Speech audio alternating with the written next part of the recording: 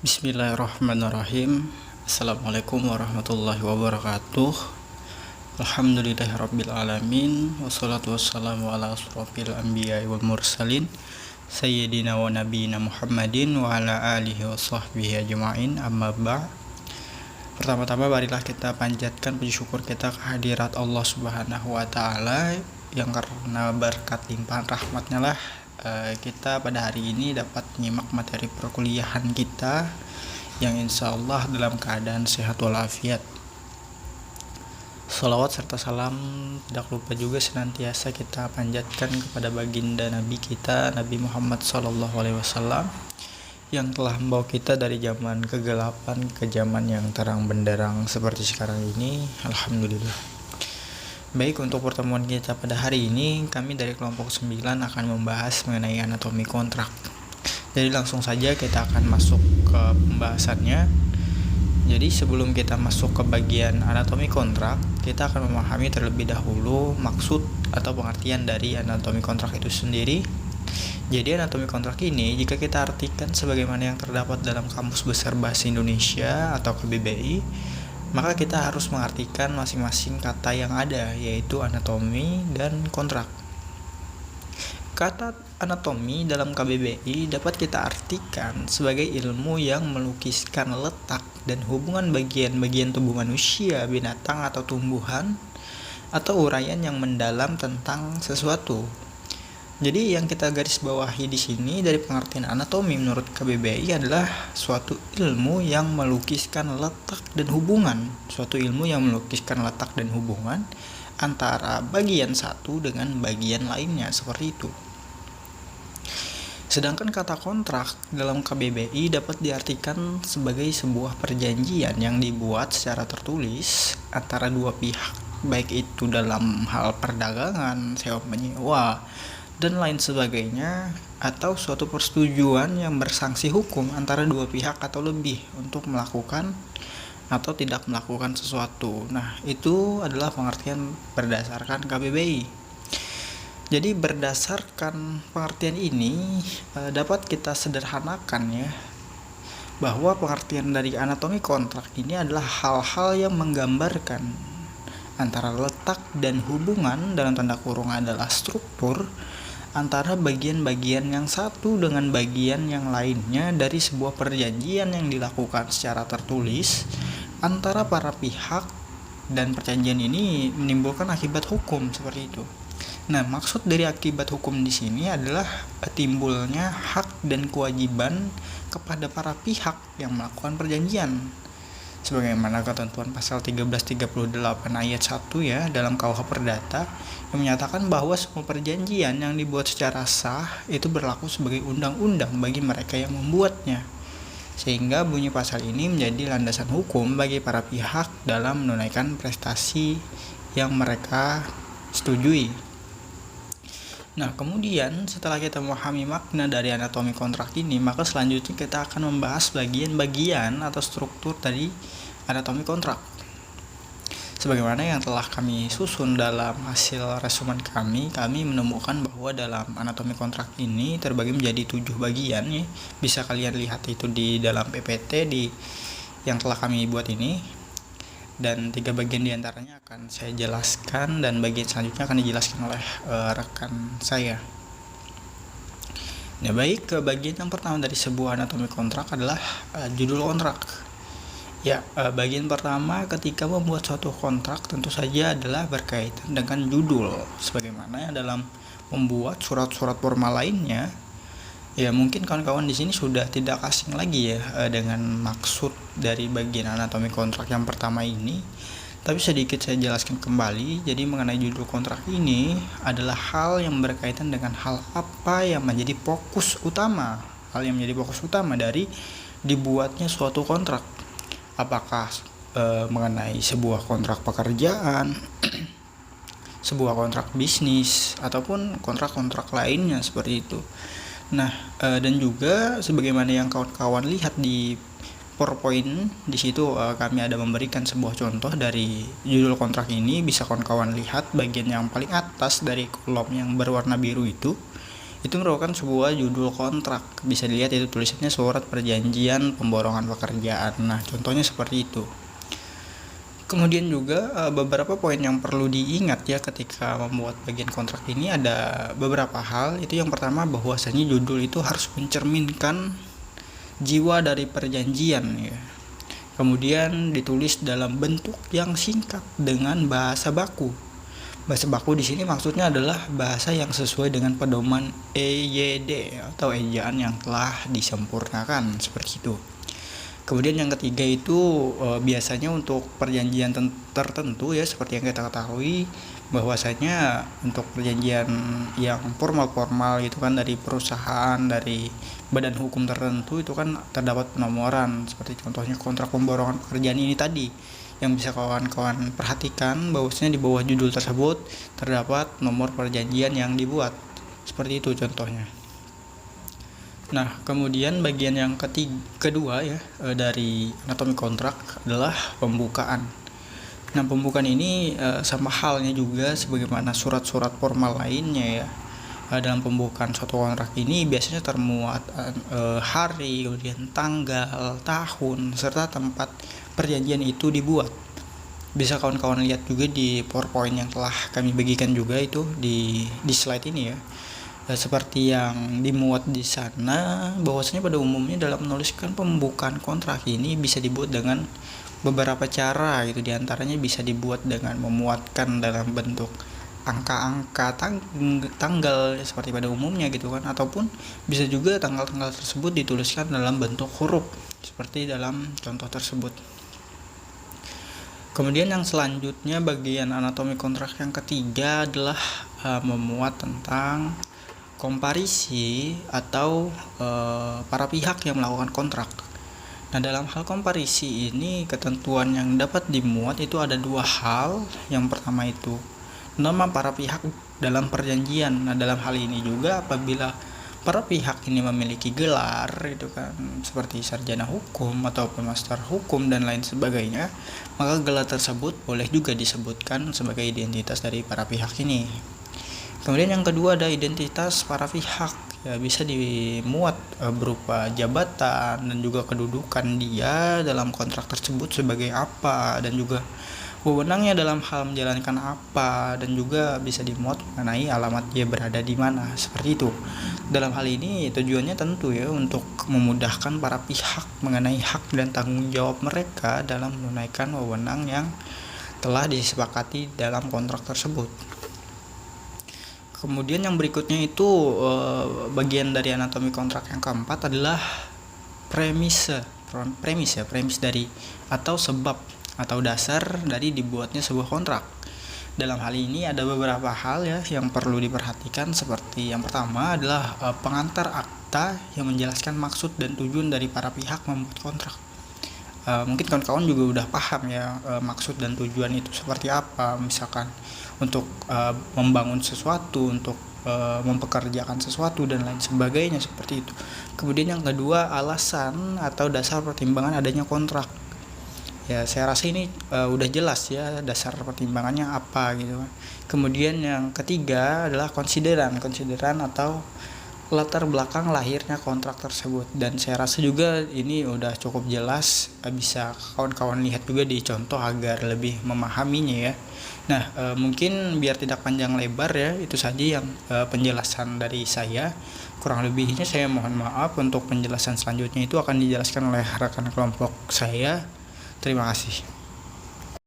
Baik, bismillahirrahmanirrahim. Assalamualaikum warahmatullahi wabarakatuh. Perkenalkan, nama saya Indah Putri Utami. Jadi di sini saya akan melanjutkan mengenai pemaparan materi dari Mas Imron tadi, yaitu mengenai pengertian apa saja sih itu anatomi kontrak dan bagian-bagian dari anatomi kontrak. Yang mana saya akan melanjutkan dari bagian isi kontrak. Isi kontrak ini merupakan hal yang terpenting, di mana dia memuat tentang apa saja sih yang akan disepakati dalam suatu perjanjian itu. Kemudian, isi kontrak ini dapat dibuat bebas kecuali telah diatur dalam undang-undang. Kemudian mencantumkan segala hal pokok yang dianggap perlu sebagai pernyataan kehendak para pihak yang tertuang dalam pernyataan tertulis.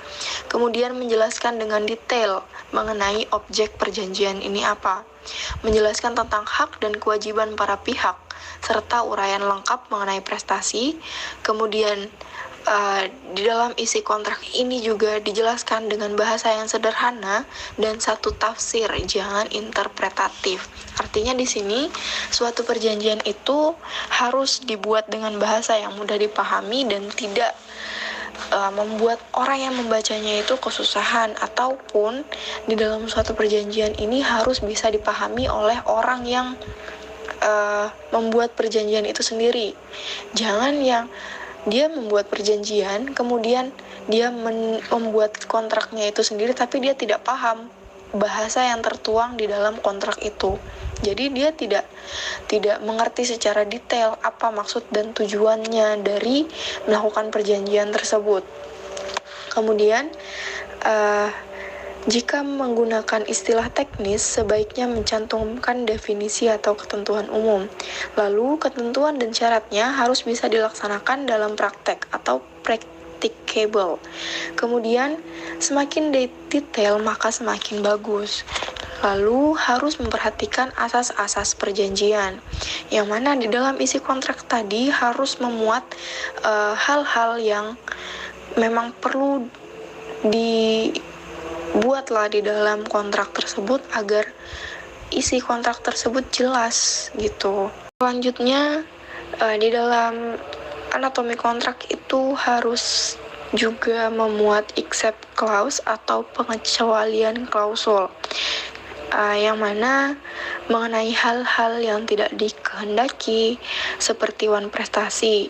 Ini salah satu pihak tidak memenuhi prestasinya atau melakukan sesuatu yang dilarang oleh perjanjian. Seperti yang kita ketahui, ini adalah suatu pengertian prestasi pada umumnya. Kemudian adanya overmatch atau force majeure, yang mana hal ini adalah terjadinya hal di luar kekuasaan para pihak. Lalu cara penyelesaian sengketa litigasi atau non-litigasi. Nah, kemudian perlu diatur karena mungkin saja terjadi. Kemudian hal ini tuh biasanya kan di dalam suatu kontrak itu tidak jarang terjadi suatu itu seperti cedera janji, wan prestasi begitu. Jadi apabila ada salah satu pihak yang merasa dirugikan, maka mereka tinggal mengungkit kembali perjanjian yang telah mereka buat, bahwa pihak ini tidak memenuhi janji yang sudah menjadi kontrak tersebut, begitu loh. Jadi harus adanya hal-hal yang tidak dikehendaki ini seperti wan prestasi, overmatch, force majeure, cara penyelesaian sengketanya itu mau litigasi atau non litigasi jika nanti terjadi sengketa. Kemudian di dalam except clause ini, dia adalah sebagai tempat untuk memasukkan pasal-pasal pelengkap lainnya.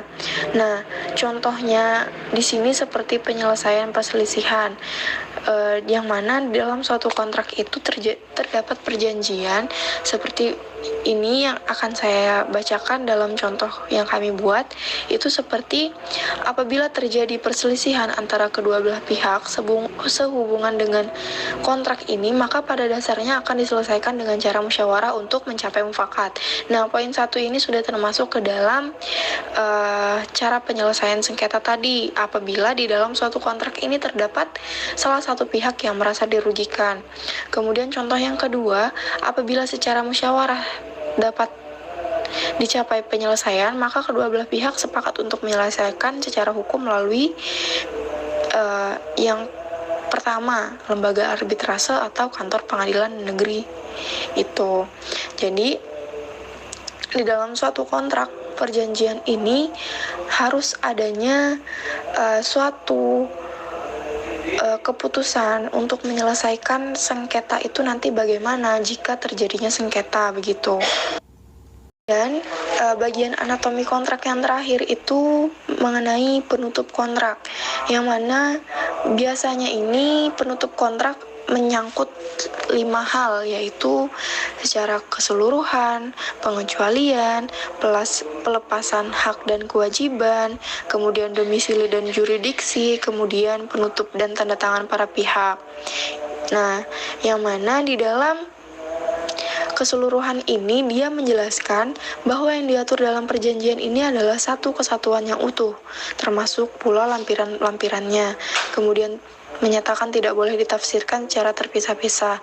Bisa pula di dalamnya ini dimasukkan ketentuan peralihan jika terdapat rangkaian perjanjian sebelumnya. Nah, kemudian pada poin pengecualian, ini merupakan kesepakatan para pihak untuk menyimpangi sebagian atau seluruh isi perjanjian dengan persyaratan tertentu. Kemudian pelepasan hak dan kewajiban. Ini dapat ditulis atau dalam perjanjian pelengkap. Ini bisa ditulis sebagai pasalnya, begitu. Kemudian mengenai domisili atau jurisdiksi. Jadi para pihak di sini dapat menentukan hukum mana yang akan diberlakukan nanti. Apakah dia nanti memberlakukan hukum yang antar daerah atau antar negara.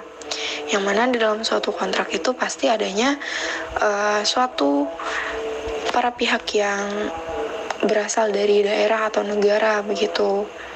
Kemudian bila antar negara, para pihak dapat menentukan hukum acara yang akan digunakan. Nah, jadi bila nanti ada perselisihan antara antar negara, jadi dalam isi kontrak itu harus memuat hukum acara mana yang akan digunakan untuk penyelesaian sengketanya nanti, seperti itu. Kemudian penutup dan tanda tangan pihak. Nah, hal ini tuh merupakan kata atau kalimat yang menyatakan bahwa kontrak ini dibuat dalam lengkap dan bermaterai yang cukup. Apabila di pembukuan belum dicantumkan waktu dan tempat, maka bisa dituliskan di penutup. Nah, alangkah lebih baiknya menyebutkan jumlah saksi. Nah, jadi kesimpulan dari materi kami ini adalah anatomi kontrak ini secara sederhana dapat terdiri dari judul, pembukaan, kemudian komparisi, premis, isi kontrak, dan accept clause, kemudian dilanjutkan dengan penutup. Yang mana pada dasarnya tidak ada ketentuan dalam peraturan perundang-undangan yang mengatur mengenai bentuk formal atau struktur sebuah kontrak. Namun pada umumnya beberapa hal demikian seperti komparisi, premis, isi dan penutup seharusnya ada tercantum dalam sebuah kontrak. Seperti yang saya sebutkan di awal tadi, pada umumnya suatu kontrak itu tidak harus mengikuti struktur, tetapi untuk mempermudah saja. Jadi di dalam sebuah kontrak itu harus terstruktur gitu loh, harus sesuai dengan bacaannya gitu. Jangan yang nanti tiba-tiba di dalam sebuah kontrak bagian pertama dituliskan yang seharusnya isinya pembukaan, tiba-tiba diisi dengan sebuah penutup. Kan bukan jenis kontrak itu namanya, begitu loh. Kemudian, hukum kontrak atau perjanjian di Indonesia ini masih menggunakan peraturan pemerintah kolonial Belanda yang terdapat dalam buku 3 Burgerlijk Wetboek. Dalam kitab Undang-Undang Hukum Perdata menganut sistem terbuka atau open system. Artinya, di sini adalah bahwa para pihak bebas mengadakan kontrak dengan siapapun, menentukan syarat-syaratnya, pelaksanaannya maupun bentuk kontraknya baik secara tertulis maupun lisan. Di samping itu, diperkenankan membuat kontrak baik yang telah dikenal dalam KUH Perdata maupun di luar KUH Perdata. Nah, hal ini sesuai dengan pasal 1338 ayat 1 KUH Perdata yang berbunyi, semua perjanjian yang dibuat secara sah, berlaku, sebagai undang-undang bagi mereka yang membuatnya. Mungkin itu saja yang bisa saya jelaskan mengenai materi kami, yaitu anatomi kontrak. Salah dan kurangnya saya mohon maaf. Wallahul muwaffiq ila aqwamit thoriq. Wassalamualaikum warahmatullahi wabarakatuh.